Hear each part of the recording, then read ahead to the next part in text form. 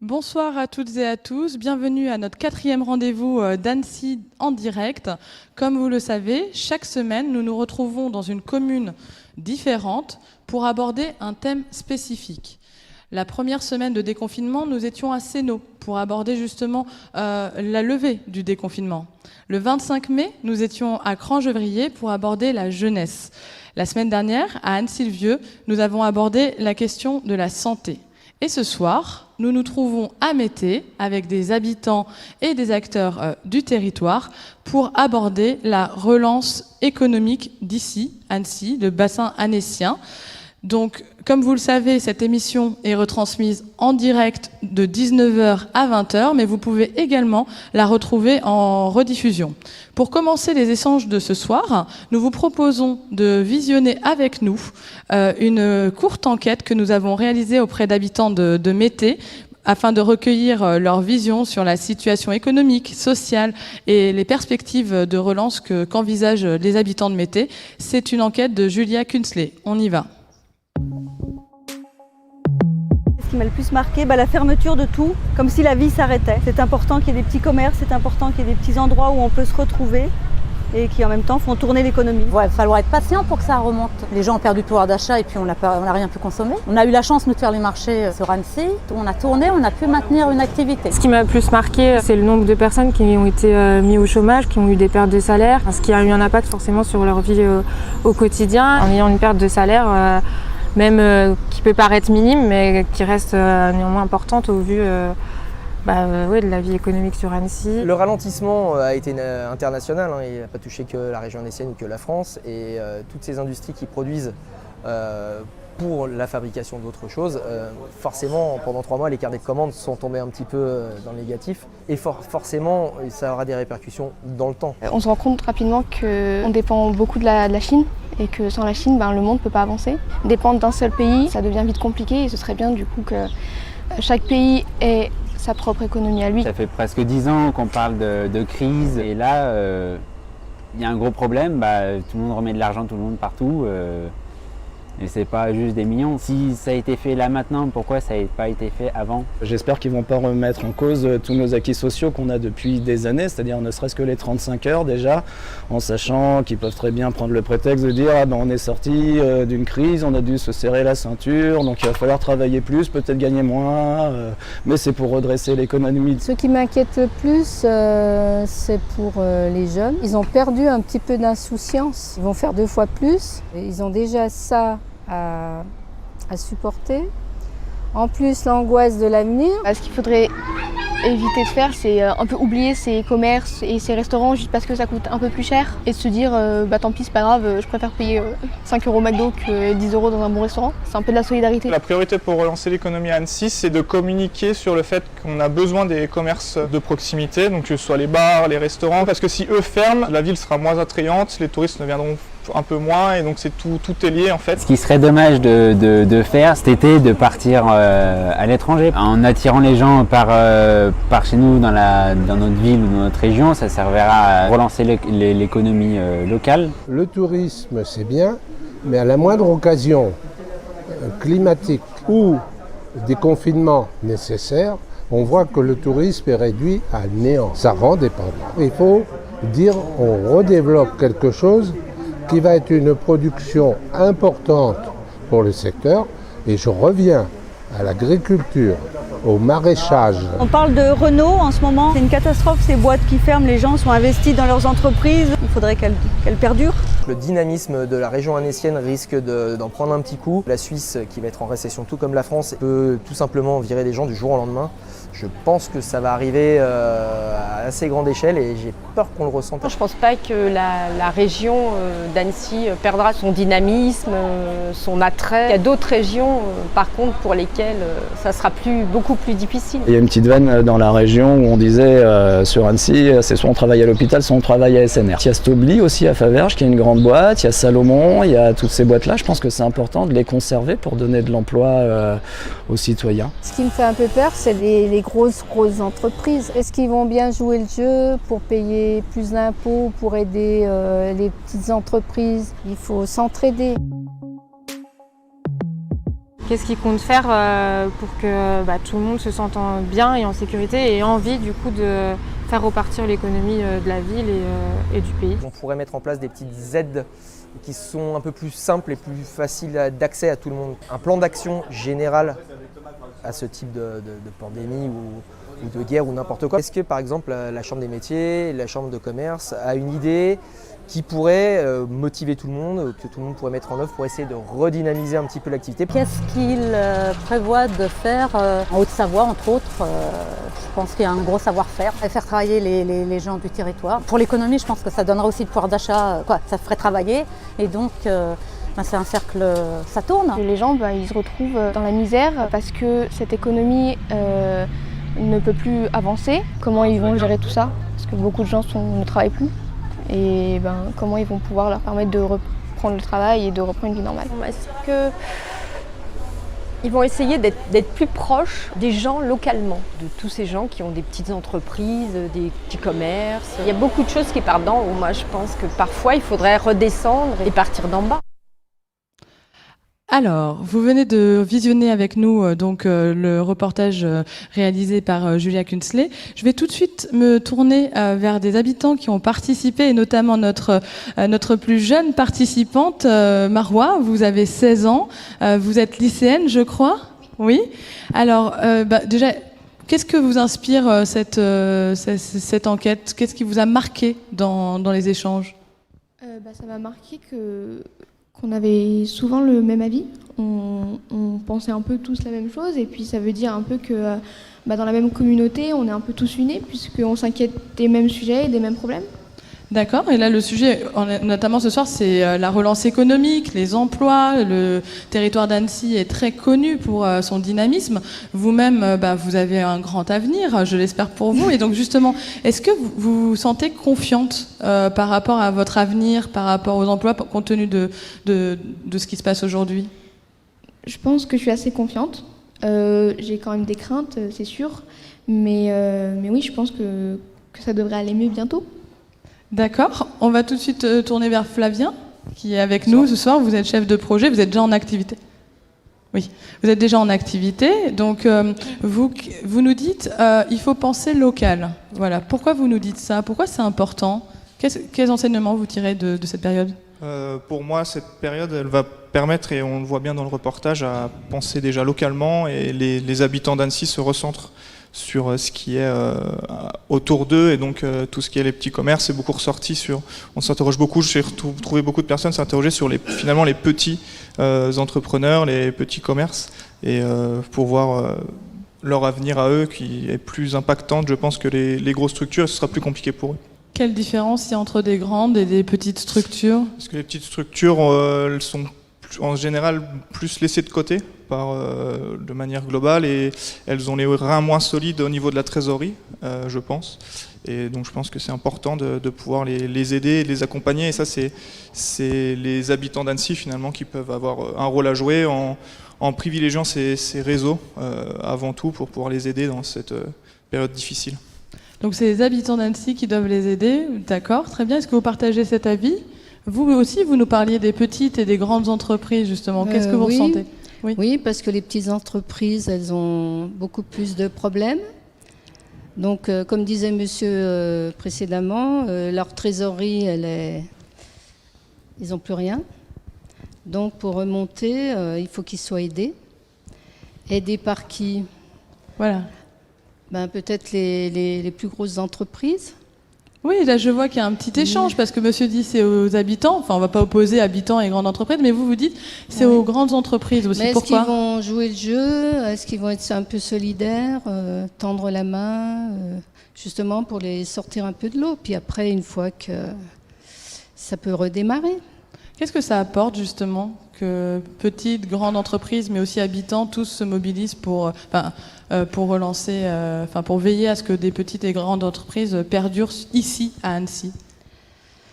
Eh bien, comme je vous dis, il faut beaucoup de solidarité et puis être motivé. D'accord. Et avoir confiance, quoi. Il faut aider. Voilà. Très bien. Donner sa chance et puis il n'y a que ça. Hein. On peut sortir qu'en étant solidaire, en s'entraidant, les plus gros, les plus petits, les plus faibles, et puis voilà, ça redémarre, je pense. Très bien. Justement, parmi nous, nous avons un certain nombre d'acteurs du territoire. Je vais vous citer au fur et à mesure, hein, mais l'idée, c'est vraiment de pouvoir me tourner quand on le souhaite vers vous. Justement, il y a Monsieur Guy Mitral qui est président de la CCI, pardonnez-moi si j'ai écorché votre nom. Qu'est-ce qui vous fait réagir justement dans ce qu'ils disent là sur les petites, les grandes entreprises? Vous êtes de la Chambre de commerce et d'industrie, donc vous avez un certain nombre d'entreprises que vous accompagnez. Et comment vous voyez les choses? Oui, on accompagne 45 000 entreprises sur le département. Ma réaction, elle est simple, elle est simple, elle est complexe aussi. C'est que d'une part, on voit que les gens ont peur. Et moi, je ne voudrais pas être une personne qui dit mais tout va redémarrer, tout va fonctionner comme avant. Non, c'est faux. Prenons le cas de l'automobile, c'est pas avant 2021-2022. L'aéronautique, c'est pas avant 2023. La crise, on l'a pas connue encore. C'est le mois de septembre, la crise. On a eu une crise, bien sûr, sanitaire, puis une crise économique, puis une crise sociale, et là, on rentre dans une crise, je dirais, qui va être beaucoup plus forte à la rentrée. Et il faut le dire la vérité aux gens. Et moi, j'essaye de dire la vérité. Donc, on doit se serrer les coudes, comme ça a été dit. On doit être les uns proches des autres. La proximité, on va en parler aussi. Je pense que ça, c'est très important. Et bien sûr, aujourd'hui, nous, on a eu la chance, la Chambre, de ne pas arrêter. J'y reviendrai après, si vous le souhaitez. Oui. Moi, j'ai une question. Est-ce que cette situation vous inquiète? Est-ce que vous êtes très pessimiste, plutôt pessimiste, ou est-ce qu'il y a des éléments qui vous donnent espoir? Enfin, vous avez déjà connu d'autres crises avant? Enfin, moi, j'en ai connu 5 de crises. Hein. C'est ma 5e, et j'espère la dernière. Non, personnellement, je pense que moi, je crains beaucoup à l'avenir. À l'avenir de nos jeunes, aux 100 000 qui vont entrer sur le marché de l'emploi dès le mois de septembre. Comment allons-nous faire? La crise est là, le chômage est là. 11 millions de chômeurs, 14 millions peut-être demain ou après-demain. Il ne faut pas se masquer la réalité des choses. Donc c'est bien pour ça que la solidarité entre nous, elle doit exister. Et pour qu'elle existe, et on l'a fait nous avec les services de l'État et aussi avec les mairies, de façon à pouvoir travailler dans des conditions acceptables. Et là, il nous faudra forcément des compétences, notamment chez les élus, pour pouvoir réussir l'avenir. Très bien, merci beaucoup. À côté de vous, il y a Monsieur Jean Clerc. Vous êtes délégué territorial de la Banque publique d'investissement. C'est la banque qui s'occupe des investissements de l'État. Vous le direz mieux que moi, bien sûr. Et justement, dans ce débat-là, comment on s'en sort ici sur ce territoire, comment vous voyez les choses? Première chose, je vais me présenter en me disant que la Banque publique de l'État, elle accompagne, vous en parliez tout à l'heure, les petites entreprises et les grandes entreprises. Et que les actions qui ont été menées, je reviendrai sur le calendrier de la crise, hein, puisque c'est vrai que... Très court, parce qu'on n'a pas beaucoup de temps. Simplement pour dire que là, on a vécu une crise sanitaire, il fallait des réponses d'urgence financière, c'est-à-dire permettre tous les établissements, toutes les entreprises de tenir pendant 1 an. Donc là, l'État a mis un prêt garanti État, garanti par l'État au travers BPI-France, et a injecté simplement sur la Haute-Savoie 1 milliard d'euros pour toutes les entreprises, de la TPE jusqu'à la grande entreprise, garanti par l'État. Et ce milliard a bénéficié à plus de 6600 entreprises de la Haute-Savoie.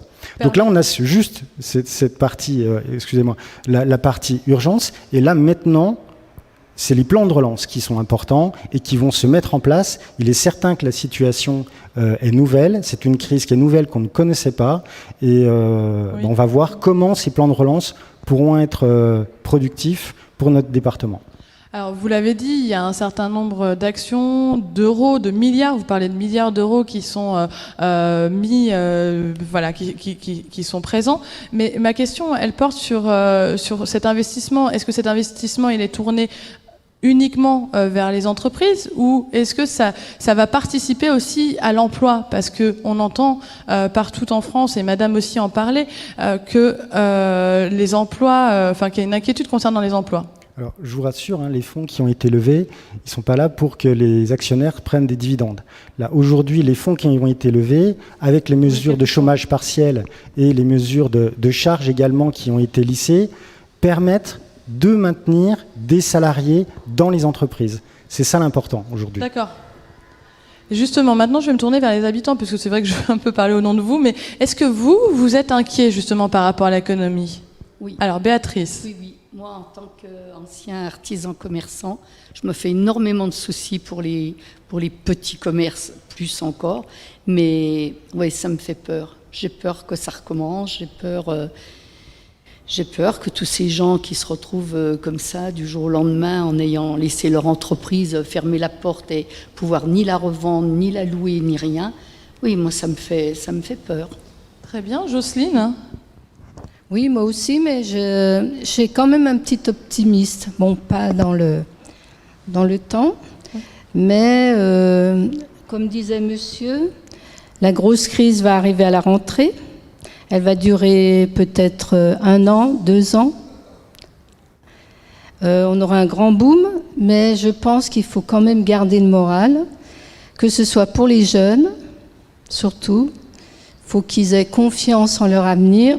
Donc, il faut garder un certain optimisme. Qu'est-ce qui vous donne espoir ou à quelles conditions, à votre avis, ce territoire, puisqu'on nous a beaucoup dit que c'était un territoire dynamique, justement, peut s'en sortir? Qu'est-ce qui vous rend optimiste finalement? En s'entraidant et diversifiant, en essayant, comme disait Madame, d'aider les petits artisans, les petites entreprises.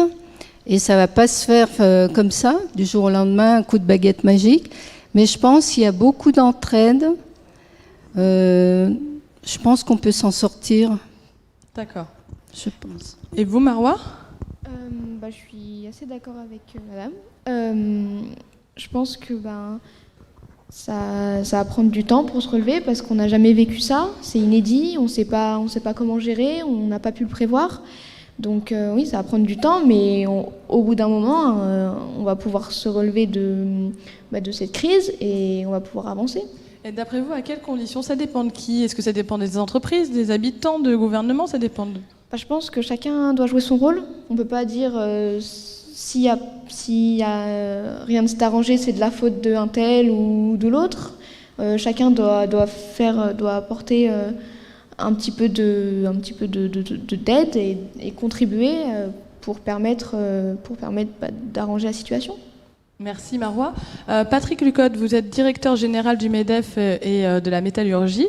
Nous avons une question sur le site et puis il y a aussi une question sur ce plateau finalement. Est-ce que le bassin annécien a les atouts pour s'en sortir? Mais aussi finalement, la France est un des pays qui a été le plus impacté. Je lis la question sur le site. La France a été l'un des pays les plus impactés au niveau économique et social par le Covid-19. Qu'en est-il d'Annecy? Je pense qu'Annecy n'échappe pas à ce qui s'est passé en France. Il y a eu un choix qui a été fait à un moment de confinement. Il ne nous appartient pas ici d'en juger. D'autres le feront dans quelques semaines ou dans quelques mois. Je pense que dès le départ, et je parle sous le contrôle de Guy Métral, le président de la Chambre, mais d'autres aussi, dès le départ, rappelez-vous le discours, je crois, du président de la République, c'était le 16 mars, me semble-t-il. Beaucoup d'entreprises voulaient continuer à travailler. Et en fait, le 17, le 18, tout le monde s'est rendu compte qu'il y avait une telle angoisse, une telle peur, que beaucoup d'entreprises ont été amenées à fermer, un peu contraintes, forcées, parce que c'était très difficile de mettre en place des mesures barrières, de prévention, etc., dans la précipitation. Donc il y a eu des fermetures de 8 jours, 15 jours, et ensuite, petit à petit, on a remis en place un certain nombre de systèmes de fonctionnement. Moi, je connais plein d'entreprises qui ont redémarré avec 20% du personnel, 30% du personnel. Ce qu'il ne faut pas oublier dans l'économie, c'est que celui qui est roi dans l'entreprise, c'est le client. Et que, par exemple, dans l'automobile, on a beaucoup d'automobiles ici sur ce bassin et sur ce département, vous avez des garages qui ont été fermés pendant 2 mois et demi.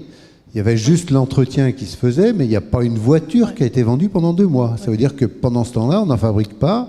On ne fabrique pas de pièces décolletées, on ne fabrique pas de roulement à billes juste à côté, etc. etc. D'accord, merci beaucoup. C'est très riche l'échange qu'il y a ce soir et notamment sur cette question de qui ça touche, quel secteur, mais il y a aussi les habitants, les jeunes.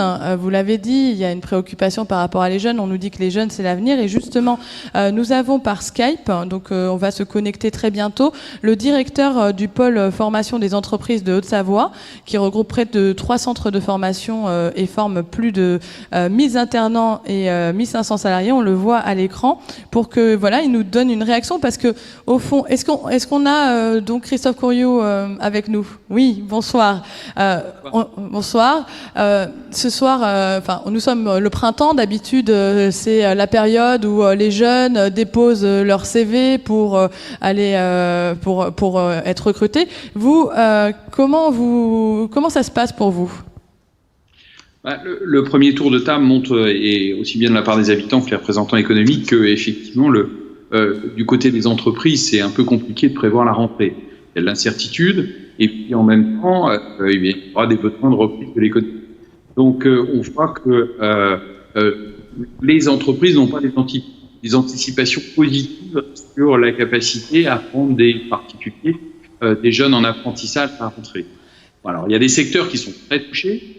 L'aéronautique, on l'a dit, l'automobile, l'hôtellerie-restauration bien évidemment, l'événementiel, l'agriculture, sont des secteurs très touchés. Heureusement, il y a des secteurs porteurs sur notre territoire, parce qu'on sait qu'on a une industrie très présente, et suivant les métiers, et c'est pas simplement les secteurs, c'est suivant les métiers, eh bien là, il y a des possibilités d'apprentissage qui se développent.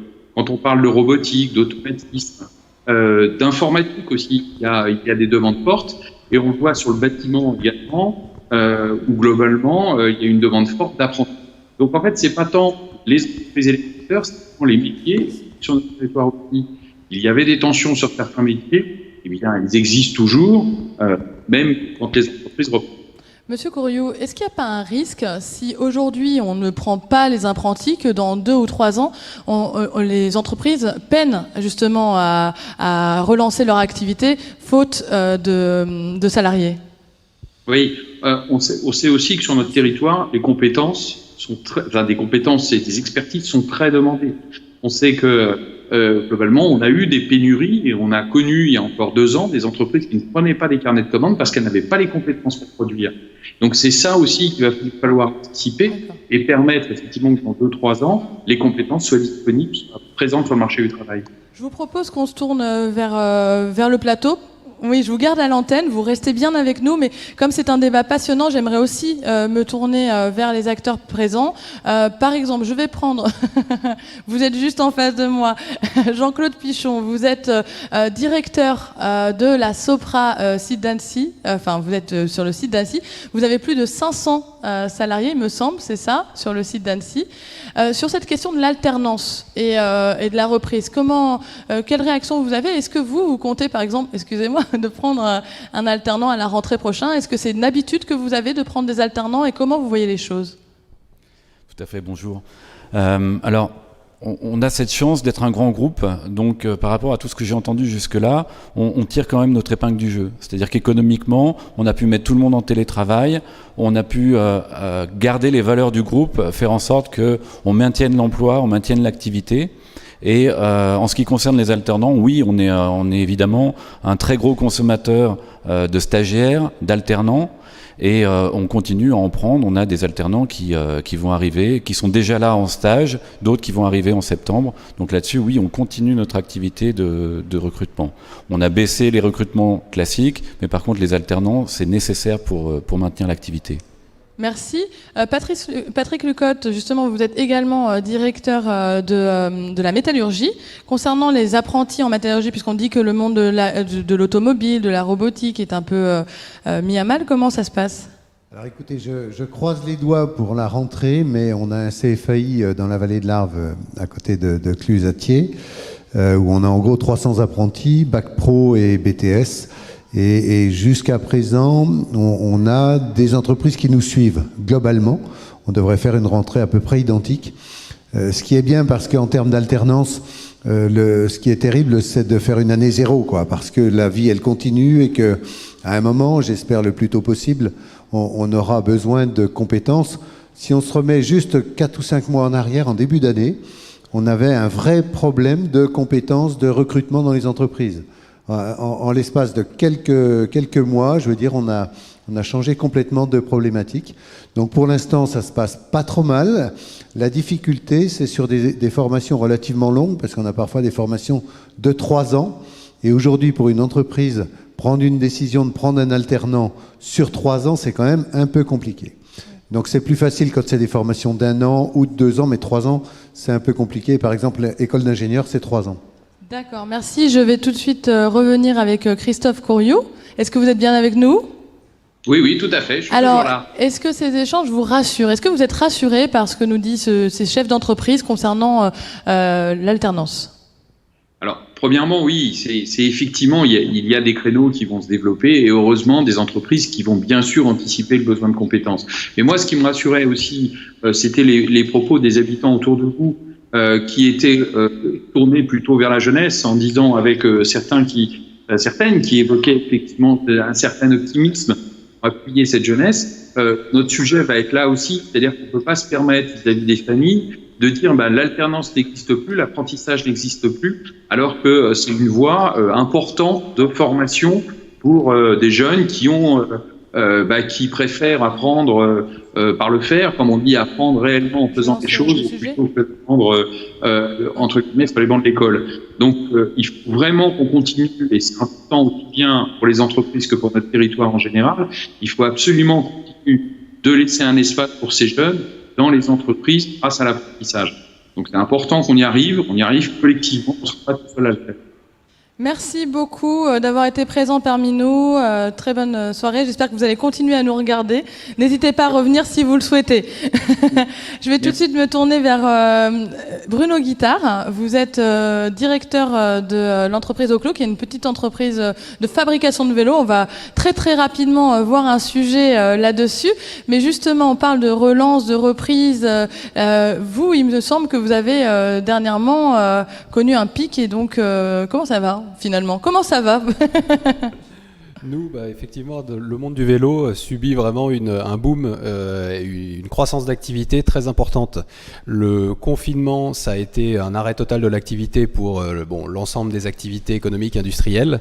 Mais par contre, c'est vrai que le déconfinement, ça a occasionné une peur de la part des gens qui se déplacent pour aller au travail, une peur des transports en commun, d'attraper le virus, de la proximité des transports en commun. Et du coup, il y a beaucoup de gens qui se sont reportés des transports en commun vers le vélo. Et c'est vrai qu'aujourd'hui, en ce moment en tout cas, le monde du vélo subit une grosse croissance d'activité. Ça vous a surpris ou pas ? Alors c'est quelque chose qu'on a pu anticiper au fur et à mesure du confinement, mais c'est vrai que la brutalité du phénomène, elle a été impressionnante. Ça faisait déjà plusieurs années que le vélo à assistance électrique bénéficiait d'une grosse croissance grâce à des technologies qui sont pérennes et qui permettent vraiment de remplacer la voiture. Mais aujourd'hui, c'est très bien que le vélo se développe comme ça. Et justement, vous nous avez accueillis dans vos locaux et réservé une belle surprise que nous allons voir tout de suite. Parce que c'est le jour justement de l'arrivée de votre premier employé. Oui. Je vous propose qu'on regarde tout de suite la vidéo. L'entreprise Oclo est basée depuis le début dans ce bureau et depuis ce matin et l'arrivée de notre nouveau salarié, on a loué le bureau d'à côté. Au début, les tout premiers vélos, ça me prenait 2 jours. Aujourd'hui, j'en suis à 3h30 à peu près de temps de montage d'un vélo. C'est bon, tu t'en sors là ? Ça va ?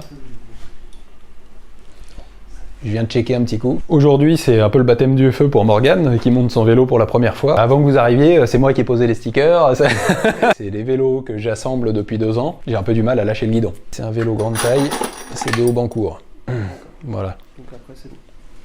Impeccable, je te laisse faire. C'est vraiment le jour où l'entreprise elle passe du stade où il n'y a que les associés fondateurs qui travaillent au stade d'une entreprise qui recrute et qui crée de l'activité. On est passé de très peu de commandes par semaine à bien plus que ce qu'on n'avait jamais vu. Je ne pensais pas du tout que ça aurait un impact tel sur notre activité. À la fois à la baisse pendant le confinement et puis à la hausse juste à la sortie du confinement. Beaucoup de gens se projetaient dans comment retourner au boulot sans utiliser les transports en commun. Les villes ont mis des nouvelles pistes cyclables et le vélo est vraiment arrivé à ce moment-là comme une solution. Donc là tu en es à pose du bloc roue, c'est fait. Montage du porte-bagages, patte de réglage au deuxième trou. Un des grands enseignements de ce coronavirus, c'est qu'il faut faire attention à pas externaliser, à pas délocaliser tout ce qui est essentiel à notre vie au quotidien, notre alimentation, notre médication. C'est des choses qui ont été beaucoup délocalisées par le passé. Je pense que c'est l'économie locale qui va supplanter les pertes d'emplois massives qu'on voit aujourd'hui dans l'industrie. À la fin, si tu sens que c'est un peu mou, tu t'arrêtes et puis on en parle. L'ambition d'Oclo, c'est vraiment de mettre les gens au vélo et de remplacer leur usage quotidien de la voiture en rendant le vélo pratique, agréable et économique au quotidien. L'histoire, entre guillemets, nous donne raison puisque on a de plus en plus de clients. L'usage de la voiture tel qu'on le faisait, c'est le monde d'avant. Il se peut que ce soit dans l'autre sens, non? T'arrives à le monter dans ce sens-là? Ok, parfait. Quand un client nous annonce qu'il a revendu sa voiture après avoir acheté notre vélo, on se dit que la boucle est bouclée. Alors, on vient de voir, merci encore de nous avoir accueillis chez vous. Justement, j'avais une question. Combien de vélos vous produisiez avant le confinement ? Alors, on est une toute petite entreprise et très jeune entreprise. En gros, avant le confinement, on était sur quelque chose de l'ordre de 5 à 6 vélos par mois pour l'instant. Et là, on a un carnet de commandes de plus de 20 vélos actuellement. Qu'on pourrait livrer sur le mois de juin si on avait la capacité de production, mais comme notre salarié n'est arrivé que cette semaine, il y a quand même une période de formation et une montée en puissance. Et dans 10 ans alors ? Dans 10 ans, si on pouvait faire 1000, 2000 vélos par an, ce serait très bien, ça nous permettrait de remplacer autant de voitures. Très bien. Flavien, je vous vois sourire à ce que vous entendez là. Qu'est-ce qui vous marque le plus dans le reportage que vous venez de voir et dans ce qui vient de se dire ? Déjà, ce qui me marque, c'est que c'est vraiment très intéressant et ce que je trouve plus intéressant, c'est que les personnes ont changé leur mode de consommation. Donc là, c'est le mode de transport, mais au bénéfice du vélo et en plus d'une entreprise locale. Donc c'est doublement bénéfique. Et puis qu'une petite structure comme ça puisse se développer localement, je trouve que c'est source d'optimisme pour la suite et on voit que c'est possible de quand même arriver à se développer dans ce contexte particulier. Béatrice ? Mettez le micro. Si, il marche. Ah bon. Moi, je trouve que c'est bien. Moi, j'aime bien voir des jeunes qui réussissent. Donc, quand une entreprise monte en grade comme ça aussi rapidement, moi, ça me fait plaisir. Est-ce que vous pensez que l'économie, elle peut être comme avant ou elle peut être différente ? Moi, je crois que ce sera différent, parce qu'on a quand même vécu quelque chose de très dur. On s'est rendu compte quand même qu'on pouvait être solidaires les uns des autres, serait-ce que pour la consommation alimentaire. On a fait travailler des petits producteurs, on a fait plein de choses. Il ne faudra pas l'oublier, parce que je trouve que le français, des fois, il a la mémoire courte. Donc il faudra, dans quelque temps, bien se rappeler qu'ils étaient là pour nous et que nous, on sera là pour eux. Jocelyne, je vous vois hocher la tête. Justement, est-ce que vous pensez que l'économie, elle peut être comme avant, ou qu'il faut rien changer, surtout rien changer, ou au contraire, ça ouvre des possibilités, cette période ? Non, je pense comme madame, ça ouvre des possibilités et c'est bien de changer, pas regarder derrière, voir devant et puis vive le vélo. Vive le vélo. Marois ?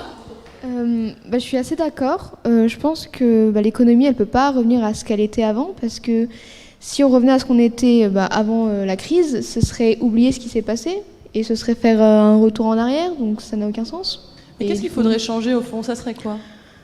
Déjà, je pense que c'est intéressant de changer de comme vous l'avez dit, de consommation et donc d'évoluer, de se dire que le vélo, c'est pas si mal que ça.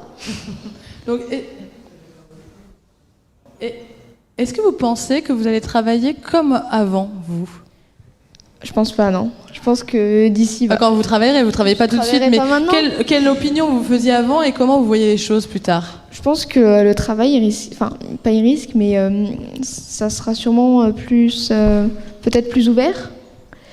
Et peut-être qu'il y aura beaucoup plus d'artisans que maintenant. Merci. Patrick Lucot, je vous voyais. Moi, c'était juste un témoignage.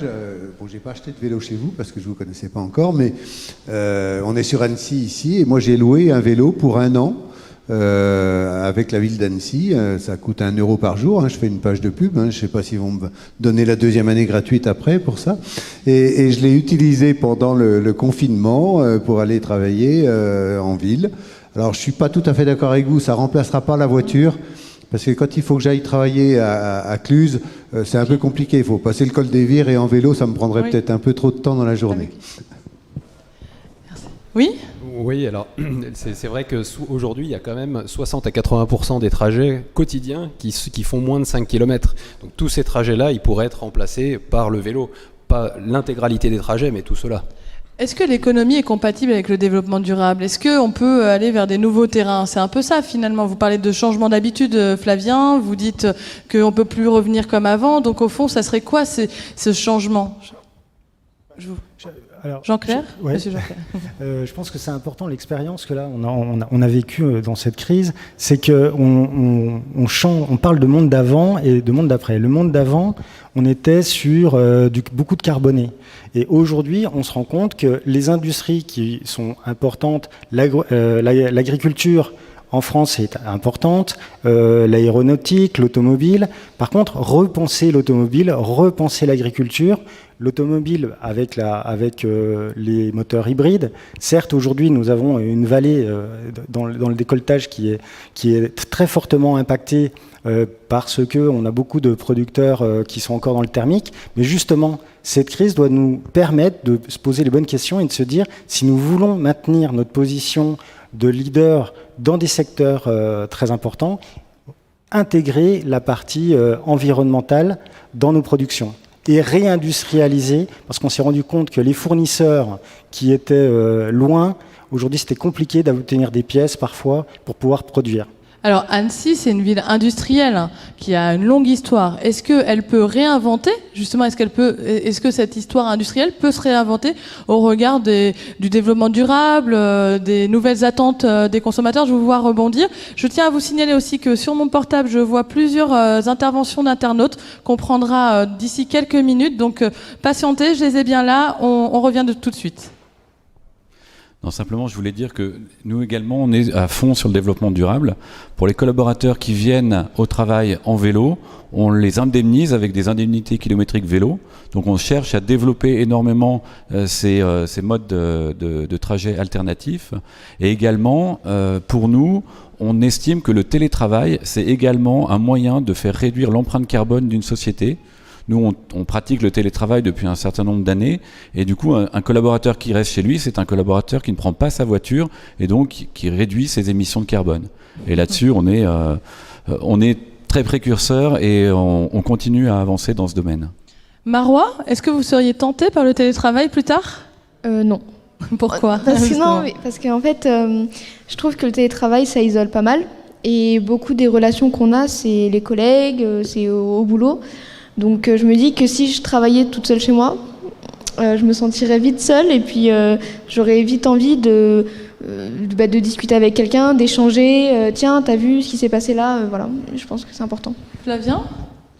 Moi, je suis en télétravail actuellement, pas à 100%, mais en partie. Et on se rend compte que c'est un autre mode de travail et qu'il faut s'organiser autour. Au niveau des réunions, c'est totalement différent. Mais je pense que ça a de l'avenir et surtout sur une partie de la semaine, pas tout télétravail, mais sur une partie, ça pourrait aider à réduire l'empreinte carbone des collaborateurs. Alors, je vous l'avais promis, nous avons des internautes avec nous qui posent des questions en direct, puisque ce rendez-vous, il est aussi interactif. Chacun peut participer à son niveau. Donc, je vais vous en lire quelques-unes. Zamot, l'État a aidé les petites entreprises à hauteur de 1 500 € par entreprise. Mais quand cette petite entreprise a perdu 100% de son chiffre d'affaires en avril, pensez-vous que cela soit suffisant ? Gilles. Alors, je vais tout de suite me tourner vers la Chambre des commerces. C'est vrai que si je vous donne les 10 questions, ça va être compliqué. Qu'en est-il pour... Alors, je vous relis. Pour les petites entreprises qui ont reçu seulement 1 500 € en perdant 100% de leur chiffre d'affaires, est-ce que vous pensez que c'est suffisant ? On peut toujours dire que c'est jamais suffisant. Ça, c'est d'avoir une langue de bois de dire ça. Non, je pense que c'est déjà un effort. On peut toujours mieux faire. Mais au fond, moi je me rends compte que l'État, les collectivités locales, la région a fait des efforts de façon à pouvoir aider. Ensuite, quand on a confiance dans son entreprise, on peut aller chercher un prêt qui garantit, le PGE qui est garanti par l'État. Et je pense que les banques ont joué un rôle très important. Vous n'en avez pas parlé encore des banques, mais il serait bon d'en parler, parce que sans les banques, et notamment en France, même en Haute-Savoie, je pense qu'on n'en serait pas là, même à discuter ensemble. Elles ont joué un rôle prépondérant, y compris celles que vous représentez et tout ce qui a été fait. Et ça, il faut rendre à César ce qui est à César. L'État a fait, la région a fait, et les collectivités locales a fait, Annecy a bien fait aussi. Sauf que, forcément, il y a des entreprises qui ont un chiffre d'affaires à développer, et 1 500 €, c'est vrai que c'est un peu juste. Mais ça fait partie d'un schéma où, véritablement, quand on est en crise, il y a des contents et des mécontents. Mais que pense justement M. Jean-Clair là-dessus ? Parce que justement, ces entreprises, c'est aussi des emplois, c'est aussi tout un secteur d'activité. Donc, vous, votre réaction ? Alors, simplement pour dire que l'aide des 1 500 €, elle était destinée aux entrepreneurs individuels suite à un arrêt complet d'activité de chiffre d'affaires. Maintenant, pour bon nombre de TPE, la région, comme l'a dit M. Métral, la région, l'État, nous avons mis en place des prêts sans garantie pour permettre de compenser cette baisse complète de chiffre d'affaires. Alors, ça allait de prêts modestes pour des TPE qui avaient 1 ou 2 salariés de 10 000 €, mais on pouvait monter, et on peut toujours, bien sûr, à monter à plusieurs millions d'euros. Et l'important, c'est de se rendre compte également que les établissements bancaires, aujourd'hui, ont réussi en quelques jours à mettre en place un prêt garanti avec l'État à un taux de, il faut bien quand même le dire, de 0%. Donc parfois, je lis que les établissements bancaires ont fait du gras sur les entreprises qui allaient mal. Ce n'est pas du tout le cas. Je prends les autres questions. Maxime, qu'en est-il des ressources publiques ? La crise entraîne certes un problème pour l'économie locale, mais il en est de même pour les ressources fiscales. Ne remet-il pas en cause les objectifs prévus par le schéma de cohérence territoriale et du PLUI ? Et au fond, c'est vrai qu'on n'a pas beaucoup parlé du secteur des travaux publics, de la fiscalité. Qu'en pensez-vous ? On a aussi la question de Gilles. Que comptent faire, ou que peuvent faire les collectivités pour aider les secteurs culturels et événementiels très impactés par la situation et qui ne peuvent toujours pas redémarrer ? Alors, justement, cette question-là pour nos internautes sera abordée la semaine prochaine, puisque la semaine prochaine, nous aurons un plateau spécial culture avec des acteurs de la culture. Donc, on peut dire quand même que les collectivités ont joué le jeu aussi, et notamment également le conseil départemental, pour aider la culture, pour aider dans... Alors je pense que ça, il faudrait bien le recenser à un moment donné, une fois de plus, je vais le dire, pour rendre à César ce qui est à César. Parce que au fond, on a vraiment besoin. Il y a un moment quand la situation est difficile, elle est lourde, elle est inquiétante. Il faut vraiment qu'on ait en face de nous des élus compétents pour régler les problèmes. Et ça, on le dit pas. Alors moi, je me permets de le dire parce que j'ai été 19 ans maire adjoint. Et je sais ce que c'est que les difficultés des entreprises, des commerçants, des problèmes de parking, des problèmes de trottoirs, etc. Et quand les efforts sont faits, eh bien, il faut le dire. Merci. Je vous propose à présent qu'on ouvre une dernière partie entre nous puisqu'il est 19h44. Est-ce que vous avez des questions, des suggestions? Dans le film, on parle du secteur du tourisme. On a parlé de beaucoup de secteurs aujourd'hui, du vélo, de l'industrie, mais il y a aussi d'autres secteurs qui comptent dans le bassin annécien, le secteur du tourisme, le secteur agricole. Comment voyez-vous les choses? Comment on peut redynamiser ça? Est-ce qu'on refait comme avant ou on invente quelque chose? Je vais peut-être prendre des réactions d'habitants. Béatrice? Eh bien, moi je pense que ce qui va sauver un peu pour tout ce qui est tourisme et tout, c'est que le Français, cette année, décide de rester pour ses vacances en France, faire travailler ses restaurateurs, ses petits bars, ses petites terrasses qu'ils adorent tant. Et ben c'est maintenant qu'on a besoin de ça. Et peut-être qu'ils tireront leur épingle du jeu avec justement une très belle saison. Et puis, il faut les faire travailler. Jocelyne? Je suis d'accord avec madame. Je crois qu'il y a un sondage, il y a plus de 80% de Français qui vont rester en France et faire travailler toutes ces personnes. Voilà. Donc voyager local. Enfin, le local, c'est important pour vous? Local, la France, quoi. Oui, oui, c'est important. Et Marois, sur la question du tourisme, de l'agriculture, du local? Déjà, je pense qu'on vit dans une très belle région, donc on peut en profiter. On peut se dire, cette année, on va visiter un peu plus Annecy ou les alentours, on va en apprendre un peu plus sur la ville. Et voilà, je pense que c'est important de faire ça aussi. C'est un petit acte de solidarité et ouais, c'est important. Solidarité, Flavien? Oui, tout ce qui a été dit précédemment, profiter de la France, partir en France pour ses vacances et puis partager dans les endroits qu'on aime tant localement pour pouvoir les aider dans cette période. Penser à la montagne aussi, pas toujours que la mer. La montagne, les petits refuges, eux aussi, ils ont connu la crise, ils ont fermé aussi du jour au lendemain. Ils avaient des clients chez eux, ils ont été obligés de leur donner congé, que ce soit des étrangers ou tout ça. Donc, soyons solidaires. Je voudrais dire que l'objectif, c'était aussi de rester ici, en Haute-Savoie. Il y a tout. Il y a la montagne, il y a le lac. Et il faut faire travailler nos commerçants et nos restaurateurs et nos hôteliers. Et est-ce que les entreprises, parce que le tourisme, c'est aussi les grandes entreprises, Salomon, les entreprises de l'outdoor, est-ce que c'est possible? Est-ce qu'elles vont pouvoir s'en sortir? La SNR aussi, on a des grandes entreprises industrielles sur le territoire. À quelles conditions, justement, ça marche? Alors, si vous permettez, peut-être vous parlez de grandes entreprises. J'ai dit tout à l'heure, dans une entreprise, le client, c'est le roi dans l'entreprise. C'est lui qui achète.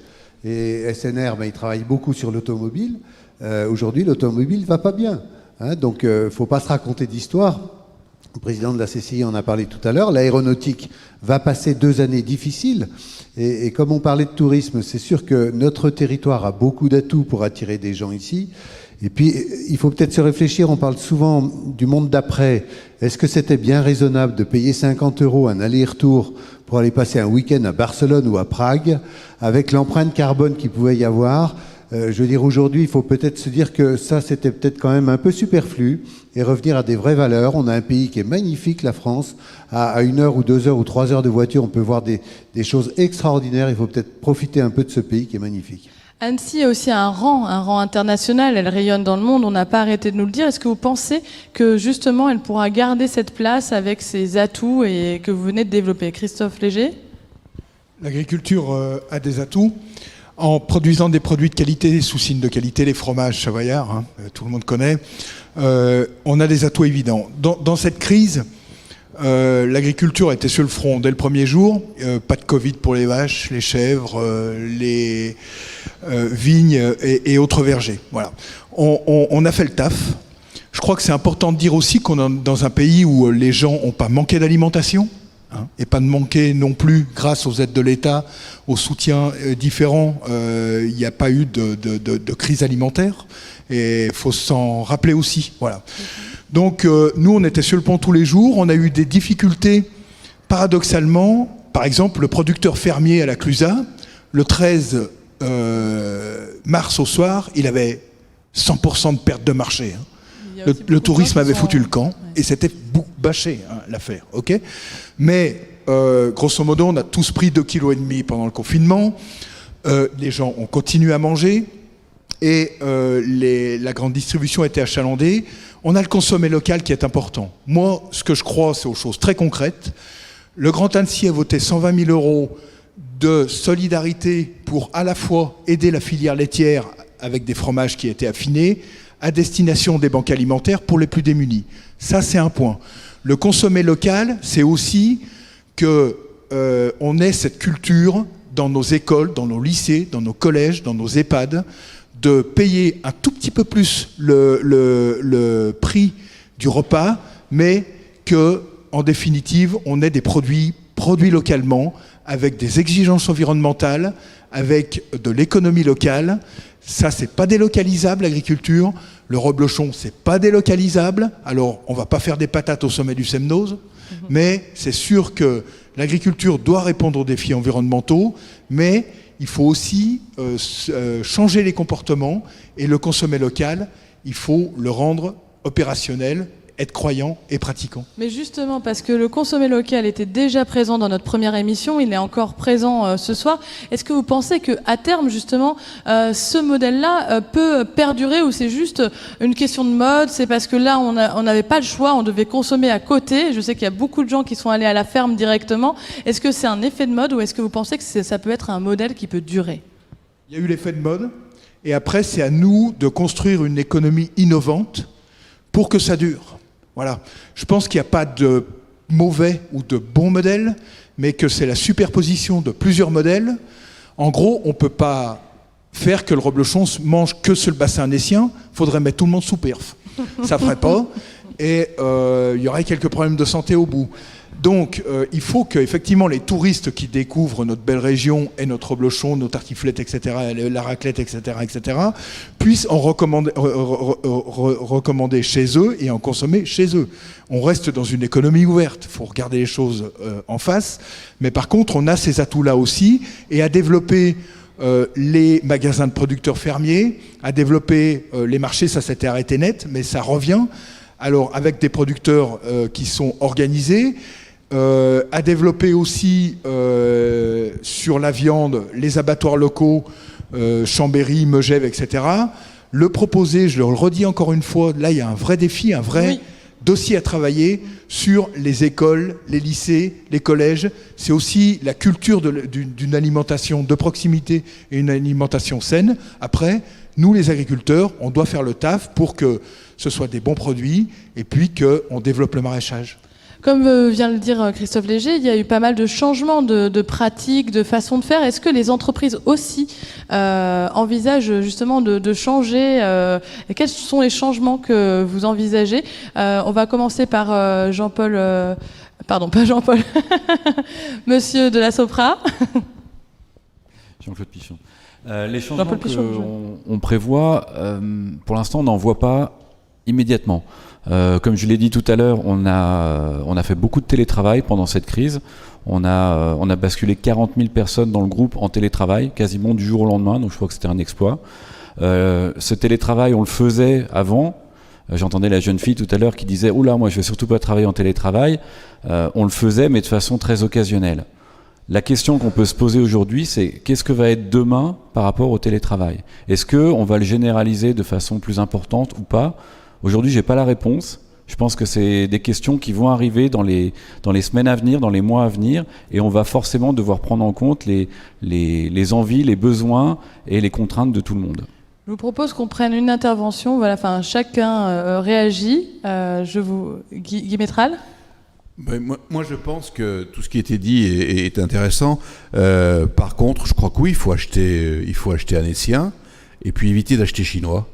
Et je pense que ça ira beaucoup mieux. Madame ? Oui, pardon. Oui, vous voulez.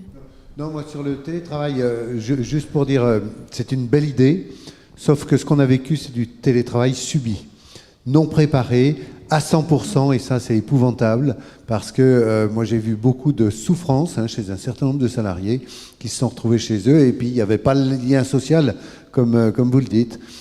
Donc je pense que c'est une bonne idée qu'il faut creuser sans doute, que ce soit sur une petite partie de la semaine. Et puis accessoirement, ce qui est un peu compliqué, c'est qu'on fait ressurgir l'opposition col blanc, col bleu.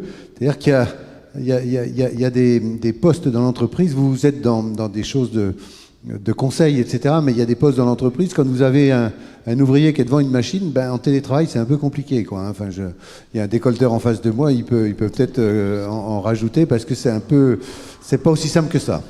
Alors, ça pose aussi la question de ce qu'on peut localiser, délocaliser.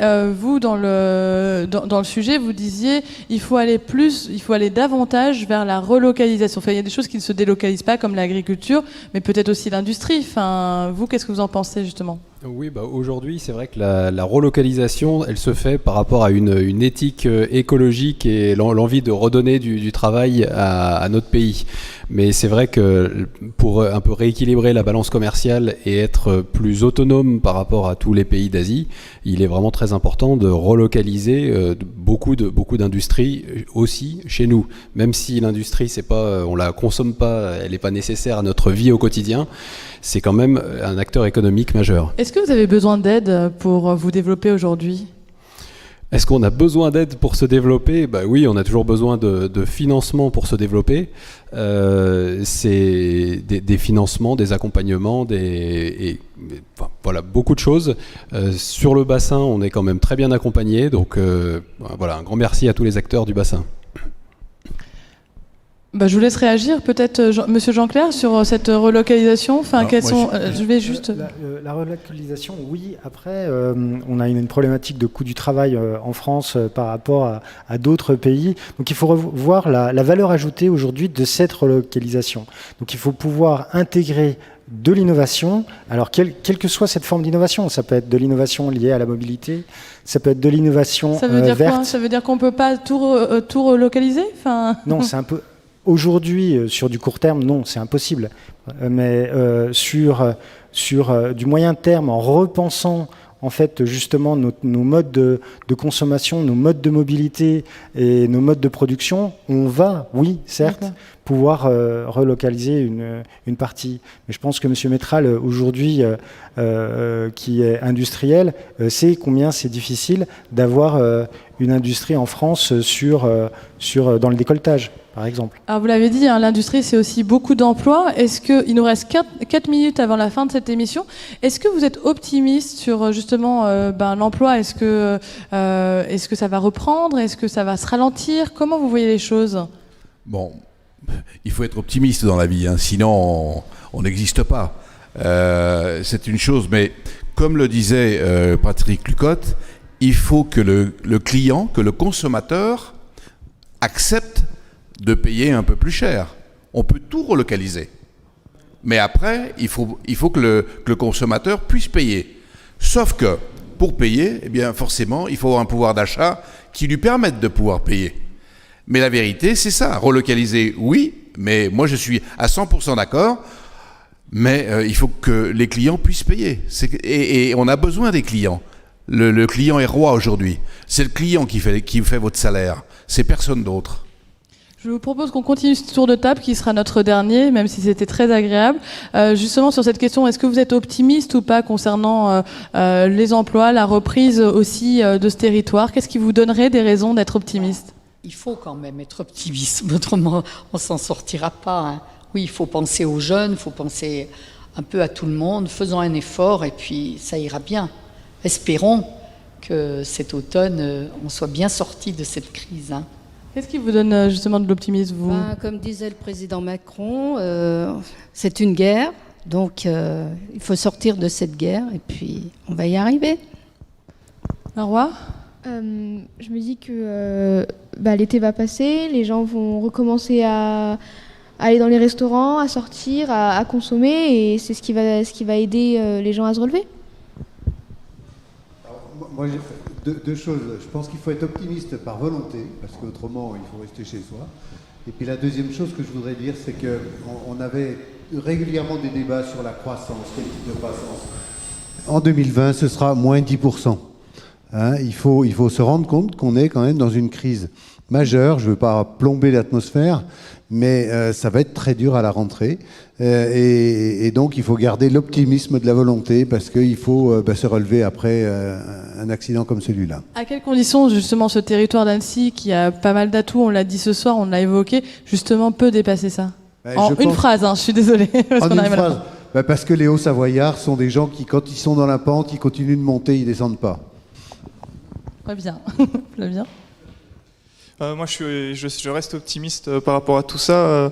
Rien que le fait de la solidarité qui s'est mise en place déjà pendant la période du virus, localement et nationalement, et qui continue d'être là et qui restera, je pense. Et c'est le moment de repenser ces modes de consommation, et je pense que c'est le propre de l'homme de se réinventer et que c'est le bon moment pour faire ça.